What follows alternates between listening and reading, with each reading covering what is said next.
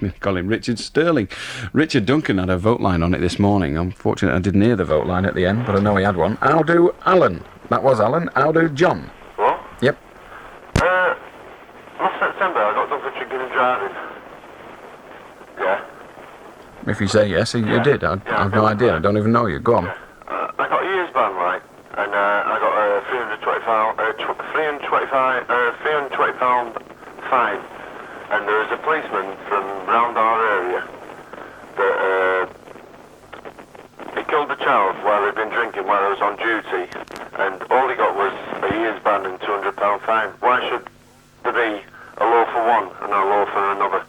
I don't think there is a law for one and a law for another, but I, like you, believe that the circumstances of that case were, or the punishment in that case didn't fit the crime, in my view. No, it didn't.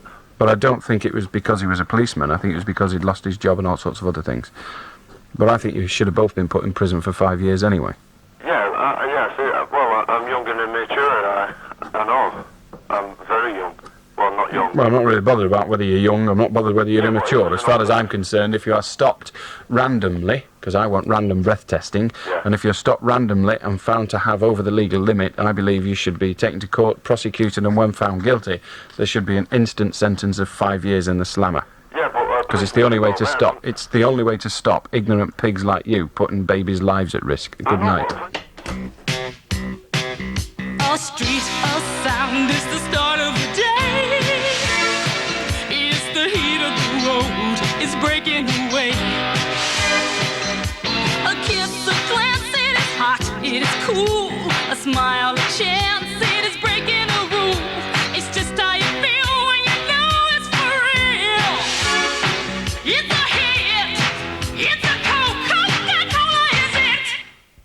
Whether you're considering a Citroen, Lada or Ford for E-Day on August the 1st, give the rest the big E for John Wilding. Right now, John Wilding is getting all excited by offering truly exceptional deals on all 3 of these makes, along with extremely low finance on selected models. You're always guaranteed John Wilding's excellent after-sales service too, and exceedingly generous part exchange allowances. So see how easy John Wilding makes buying E-Reg cars with Citroen and Lada at Banbury Garage, Westgate, Morecambe, and Ford on the A6 Gar Stand.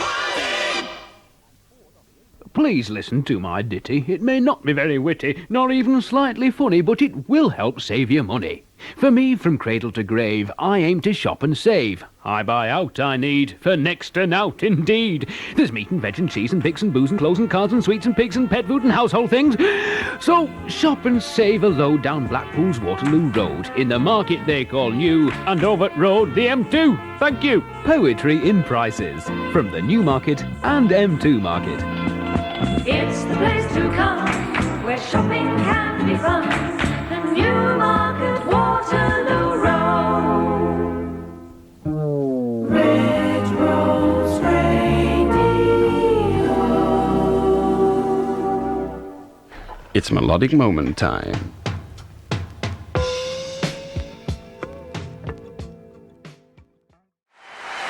The Elton John, live in Melbourne, doing his bit on the Australian tour. And could you hear Ian Botham clapping then? Because he was in the audience, you know. Ring him if you dare. Paperback, the late night show. We don't need paperback writer, thank you very much, Mr. Lennon. Preston 561,000, if you wish to join us, we've got one more record on the melodic moment. We've also got some of these.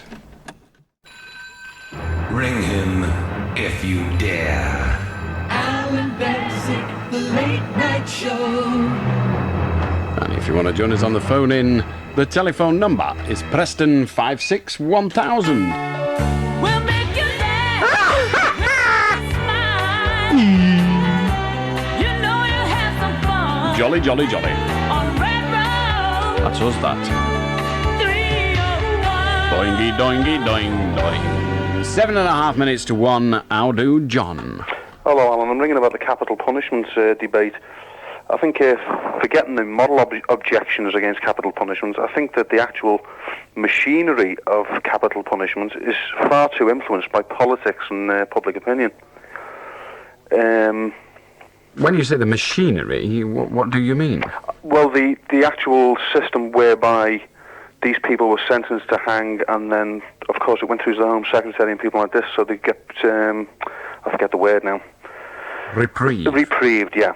To take an example in hand, I think if Myra Hindley and Ian Brady had been sentenced to hang, it'd be a very brave Home Secretary that would have reprieved them. So, you know, you've got politics coming into a thing like this. It's thinking back on the days of hanging. Everybody remembers Ruth Ellis.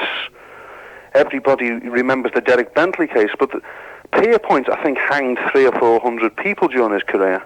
There's an awful lot of people who've been forgotten during this time, you know. Oh, yes, yes. You know, and I think this is the main thing that, you know, I think people should think about when they think about the hanging debate. You know, Ruth Ellis, she hanged in 1953, I think it was.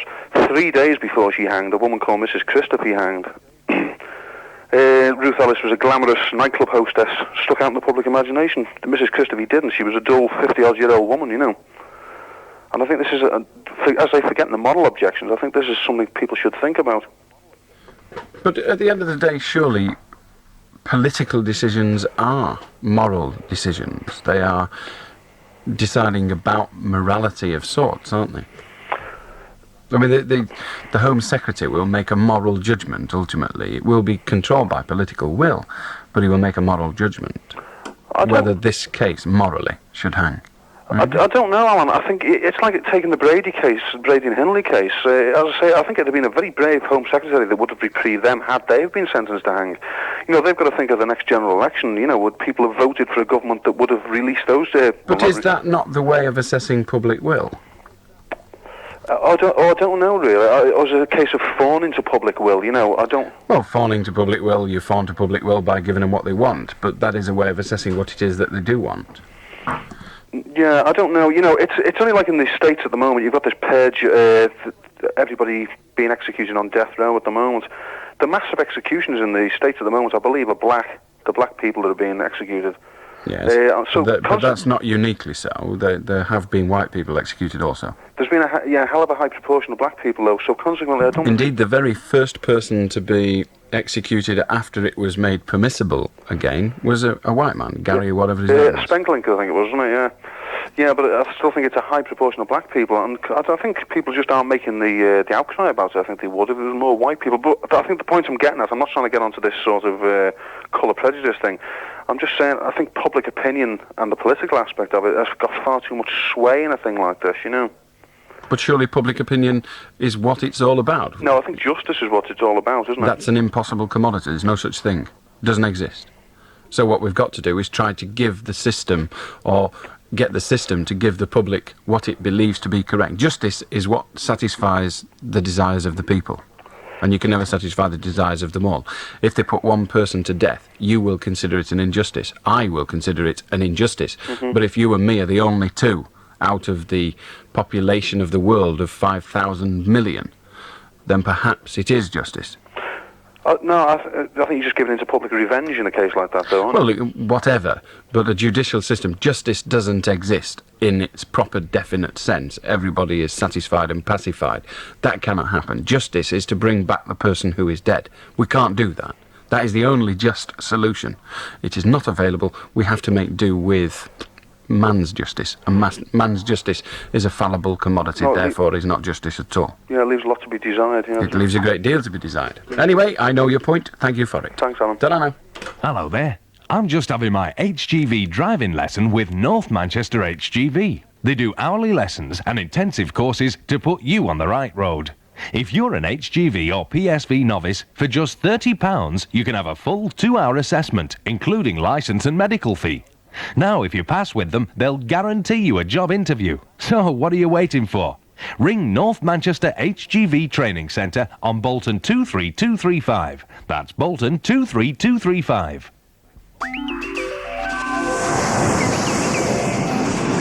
It's everybody's idea of a trip to paradise, a holiday in Hawaii. And it's probably your idea of a holiday that's way out of reach. But now, for Red Rose listeners, that idyllic Hawaiian holiday is genuinely affordable. For £599, we'll spend 2 nights in Los Angeles and 9 in Hawaii. The price includes transport, flights and hotel accommodation. When you consider the standard airfare alone is nearly as much as that, I think you'll agree this is an outstanding holiday offer. We leave on the 2nd of November, but you must book as early as possible to guarantee your place. Pick up your Hawaii holiday leaflet from Red Rose Radio or any branch of National Travel World. And sit back and imagine the tropical palms, the Pacific sunsets, the Hawaiian guitars, the golden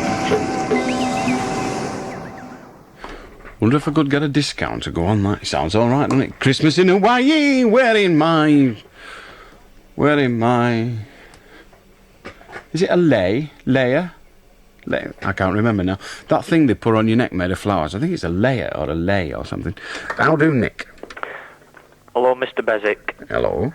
I'd like to talk about the robbery last Thursday involving the shootouts. Do you mean at the meat place? Yeah, abattoir, yeah. Go. First of all, I'd like to praise the officer, the marksman, for doing what he did. Very exceptionally brave. Very exceptionally brave. That's a high grade of bravery indeed. So you think he was brave? Fine. Well, you've praised him, you've said he was brave. What else do you want to do? I'd like to condemn the person who operated the whole operation, who sussed it out and how to do what and where and when. When you say condemn the person who operated the operation, do you mean the policeman or the criminal? The policeman, yeah. Why? In the way that they set it out, putting the guards, the security officers, at gunpoint. Or allowing them to be got at gunpoint. To get into that situation, yeah. But of course, if they hadn't have done, the only charge they could bring was... Carrying unlawful weapons. Carrying weapons, yes. Right. And of course, they go down for about a fortnight. Right. So they can either go down for a fortnight... Well, hang on then. Don't go away, because right now it's news time, and I don't want to lose this conversation. So stay where you are. I'll come back to you in about 3 minutes' time, after we've been down to London to find out what's happening in the world, assuming IRN deigned to tell us this time.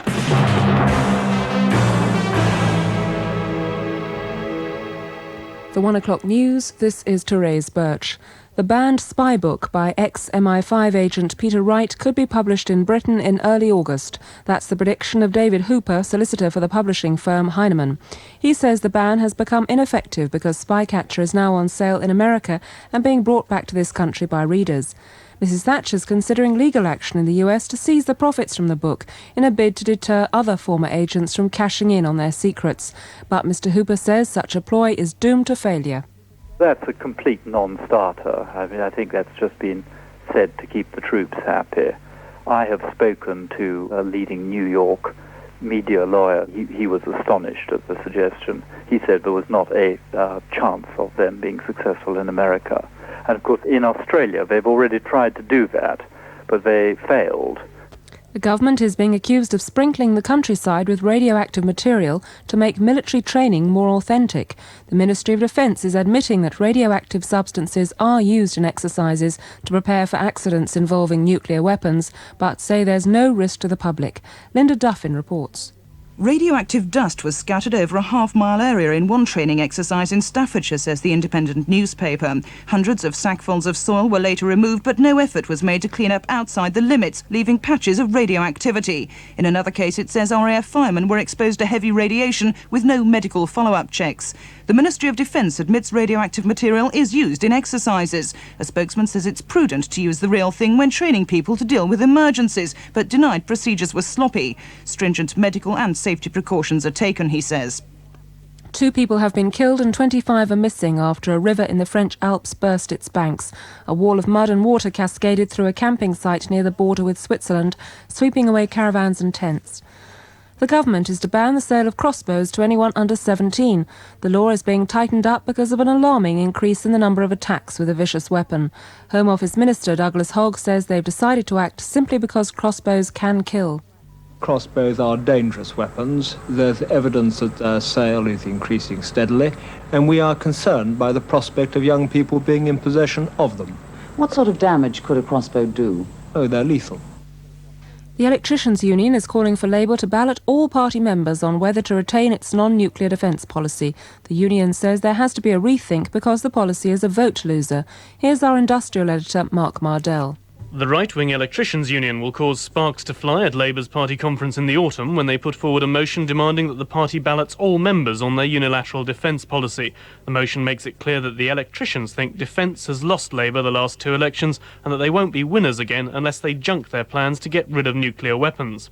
The EETPU is also putting forward a controversial idea to the TUC conference, asking them to get rid of all the individual unions and merge all 87 of them in one huge super union. Independent Radio News.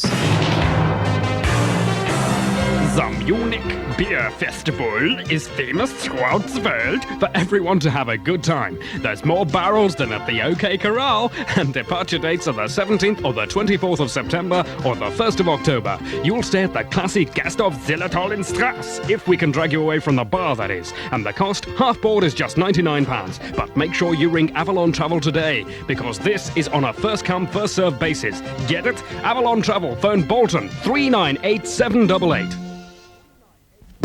Hi there, I'm Ian Lonsdale, and this Thursday I'll be at Kaz's Bar in Darwin, so join me for an evening that's hard to forget.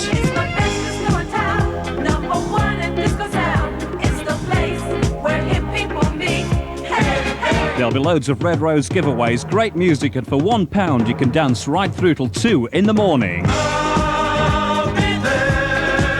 So join me this Thursday at Kaz's in Darwin for some of the best music around.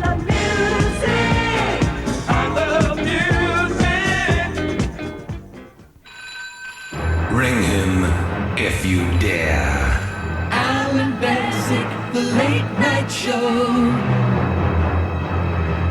And the telephone number, of course, is Preston 561,000, 4.5 minutes past 1. Back with Nick after this.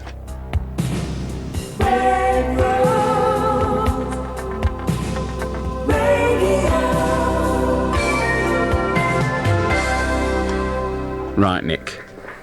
Right.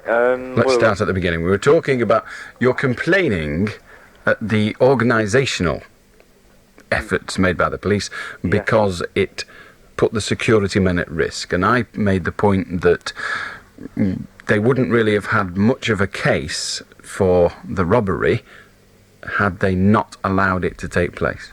Right, yeah, right. They wouldn't. So we can either have 2 weeks in prison for carrying weapons, or we can put the lives at risk of the security officers.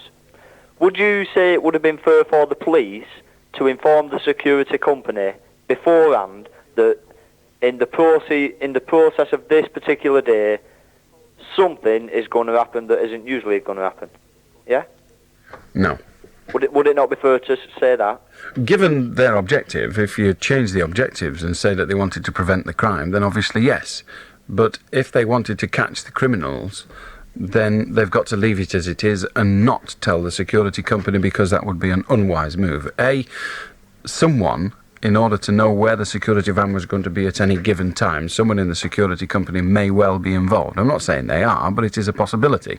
And so if you tip off the security company, you may well simultaneously tip off the crooks. B, you would put the security people on their mettle rather more than they would normally be, and they might start behaving abnormally, and that might deter the criminals from performing the act that they had intended to perform.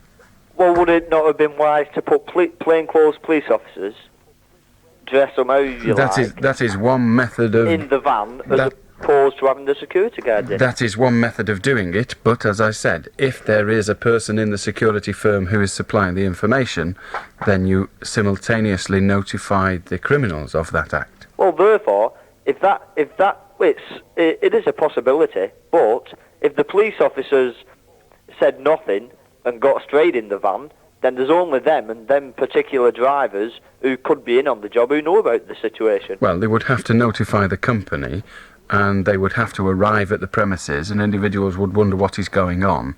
You can't hide something like that. People do know, and information can leak out. I'm not accusing that particular security firm, or on this occasion any other. I'm simply saying that the more people that know something like that, the greater the risk of a leak. Yeah. And it is not... It's not impossible for it to have been... to have been an individual inside, as it were. Yeah. Well, therefore, I've no case to argue against you, have I? Well, in that case, you've been Beswicked. Ta-da. Thanks, bye. I'll do Andrew. Hello, Alan. I'd like to talk about private education, if I may. You may. I think that it is a good system because it offers a good education to those who have some intelligence and brains. And money. Yes, but the argument about anybody having money is if they haven't got any money, they can get in on the assisted places schemes if they have any brains. Well, just a moment. The private education system does not, in any way, shape or form, provide people with a good education if they are basically thick.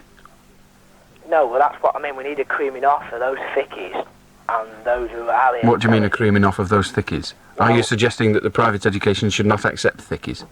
Well, it Well, are you or aren't you? It doesn't at the moment. It does. Well, It does. if you pass the entrance exam... You don't have to pass the entrance exam if you've got the brass at some schools. Some of the better schools, in fact. Yes, but I think... No, when you say yes but, are you agreeing with me? We need a creaming off. No, would you like to answer the question I've put to you? Or at least would you like to tell me whether you agree with what I've said? Well, in very few cases... Would you just like to tell me whether you agree or disagree? I really can't be doing with all this faffing around. Do you agree or do you disagree that if you're as thick as pig muck but you've got the brass, you will get into a private school? Yes. I thought you did. Good night. How do Billy? Hello, Alan. Yes. Just a small question I'd like to ask, possibly get an answer for. What it is, I, myself, and another bloke are both planning to start the enterprise allowance scheme, and we're both after going into the same business because we know for other people it's working pretty well. Would we be allowed to go in as partners for the enterprise allowance scheme and both claim the £40 a week allowance, or would we have to go under two separate company names? I think you're okay to do it as partners. I don't know. The simple thing to do is to ask the enterprise allowance scheme operators, isn't it? Yeah. Another point just before we go. Another company that I know is running at the moment has given a quote out today for a certain service, and he thinks the quote isn't enough now after actually giving the man a written quote. Is he bound by law to carry out the work after giving such a quote? I would think not. He has said that is the price I would be prepared to do it for. Yeah. The individual comes back and says, OK. Yeah. I don't think they've got a contract until they've agreed to go ahead. Now, the person comes back and says, yes, we'll have it at this price. He can then say, well, I'm sorry, I've changed my mind. Oh, I'm not sure, but that's how I would see it. That's how I read it myself, but I just thought I'd get a bit more expert advice than I already have, you know. Well, I'm not an expert, so you failed in that objective, but thank you for the compliment. Ta-ra. Thank you. How do June? Hello. Hello? Can you give me some advice what to do? We've had a prowler on the estate, keeps coming round back to houses for the last 6 weeks. We know who he is, the police know who he is, but there's nothing they can do about it. It wouldn't be so bad if he was on his own, but he has a dog with him. And what does the prowler do? He stands behind doors, he tries door handles, he flashes torches, he has a torch and he flashes it in bedroom windows. It's not only me, there's 3 more women frightened to death of him. I've been on to police, I've wrote to Chief Constable, What did the Chief Constable say? he sent me a letter back saying a card back saying it's being investigated, it's being looked into. How long ago was that? Last week. At 4:45, I think it was, yesterday morning, I rang the headquarters at Preston, because there's no point in ringing our police station, it's closed down all night. And the inspector that spoke to me, I said, have you got him? Because he'd been round again last night, he comes at a certain time. And he said, we've better things to do. I said, well, look, there's 4 of us frightened to death on this estate. He said, well, you go around and get statements off them and take the statements down to the police station. Why should I do that? I've done 3/4 of the job. I've been to Citizens Advice this morning. They've told me to go to a lawyer. I've wrote to my MP. I haven't had an answer back from her. I've been on to housing. When did you write to your MP? It's 3 weeks since, but I haven't had an answer back yet. Well, it's been a bit hectic as an MP at the moment, isn't it? Yeah, well, she'd only just gone into, you know. Well, she's maybe not even got a desk yet. No.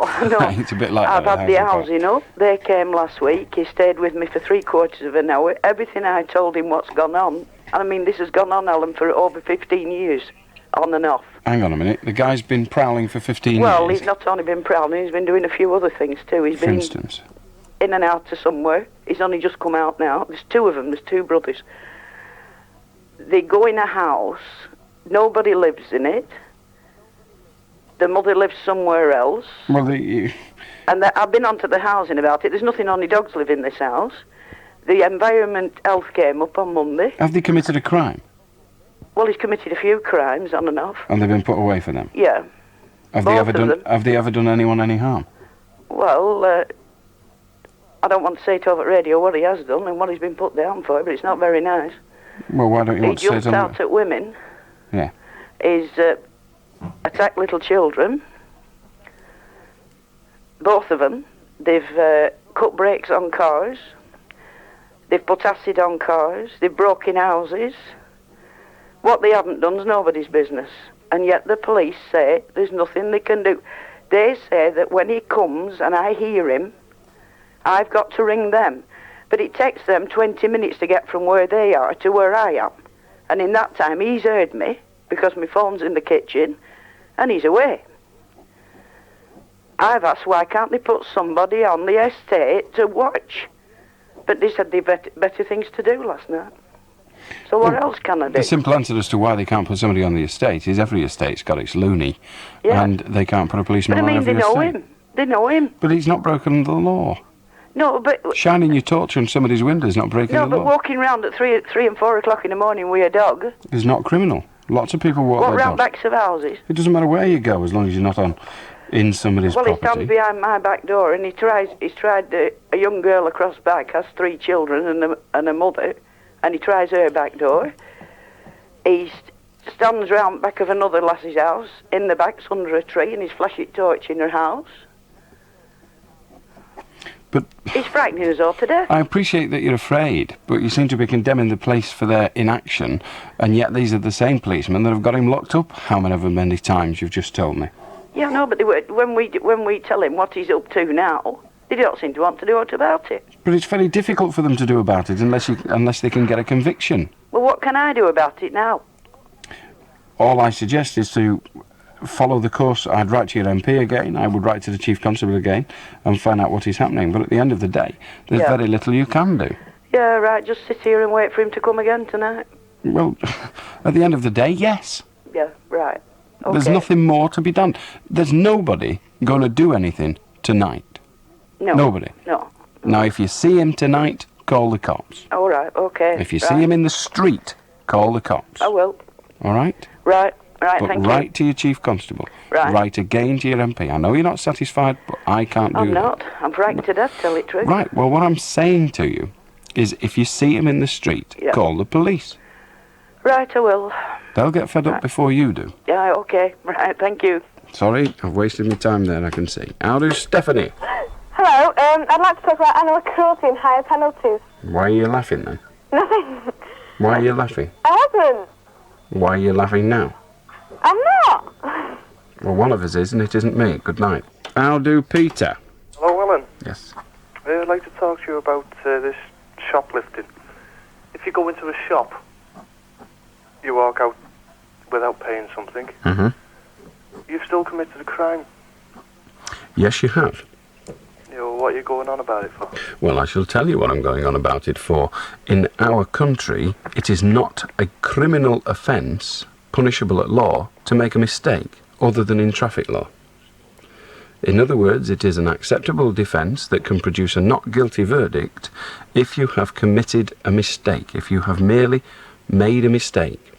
Because, in order to commit the crime of theft, and that is what the charge of shoplifting is basically, you have to have knowingly deprived the owner of his goods.